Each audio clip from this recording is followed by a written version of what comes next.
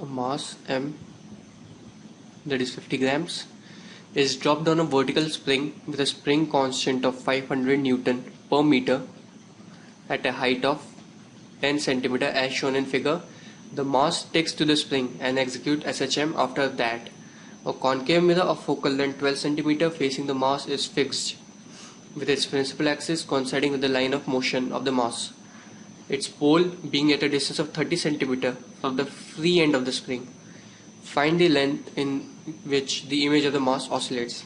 Alright, the first thing we have to note that, let's say mass which is at a height of 30 cm from the free end. Let's say this is my free end of the spring. So this distance is given to me as 30 cm to the free end. Fine. So first of all, I'll calculate the equilibrium point. The equilibrium point, that is at which the net force is 0. So when the mass is coming down, a downward force mg will be there. The spring force, that will be equal and opposite. So I'll calculate the value of x at which the net force will be 0, that is at my equilibrium point. So x will be given by mg by k. The mass is 0.050, g is 10 and the value of k is 500. So it comes out to be 0.1 centimeter. Alright, now another thing, this is the equilibrium point. This is the equilibrium point for the SHM. Now I have to calculate the extreme point. Alright, now for extreme point, the complete energy will be converted into spring energy. So I'll write mg, this height h, plus let's say delta is equals to half of k delta square. Fine, because if this is my original length, it is compressed by, let's say, delta, at which the complete potential energy is converted into spring energy. So just substitute the values. I have height as 30 cm, that is 0.30, plus delta is equals to half of k that is 500 into delta square. So the value of delta from solving this equation comes out to be 1.5 centimeter.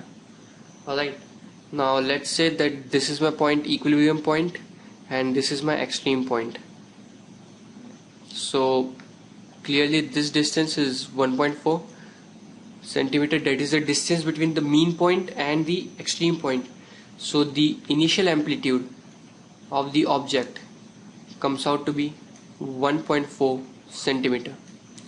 Alright, so object, that is a mass, will go like up to this point and vibrate like this, that is 1.4 below the mean point and 1.4 above the mean point, and the mean point is at a distance of 30.1 centimeter from the pole.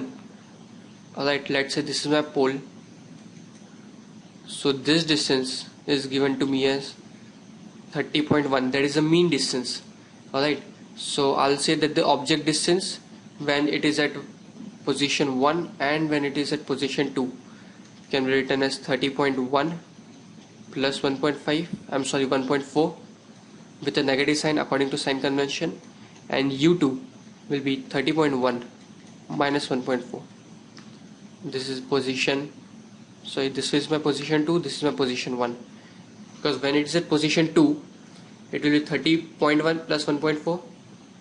So I get the two object distances as minus of 31.5 and this one will be minus of 28.7. Fine.